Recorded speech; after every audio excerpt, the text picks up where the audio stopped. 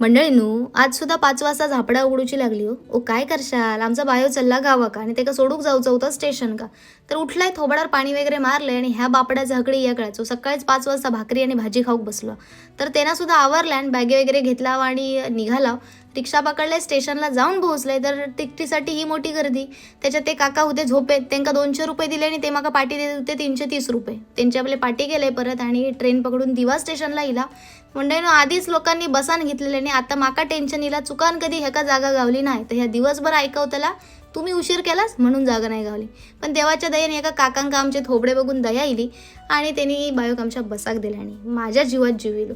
मस्त आहे की बायोक बसाक गावला, डबे मोजला, बायोक बाय वगैरे केला. बाबू भैयाक फोन लावून सांगला की बाबा ह्या डब्यात बसला आणि आकडी बोक्याक बाय केले आणि मी पण ट्रेन पकडूक निघाले.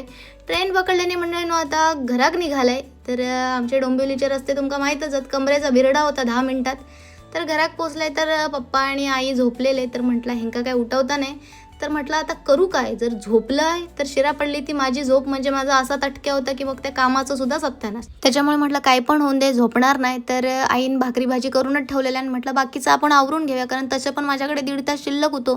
तर भांडी वगैरे घासलंय, जेवण केलेली आणि आंघोळ वगैरे करून घेतलंय आणि आता डबो गेलेलो होतो मस्तपैकी यग भाकरी आणि आपल्या अंड्याची भुर्जी खाऊन घेतलंय. आणि मंडळींनो, आता जाऊचं सुद्धा टाईम झालेलो. ही मंडळी झोपलेली, त्याच्यामुळे गपचूप दार उघडलंय, बाहेर इलंय आणि मंडळींनो चप्पल घालून आता कामाक चाललंय. पण आपण भेटाया संध्याकाळी एक नवीन व्हिडिओ घेऊन.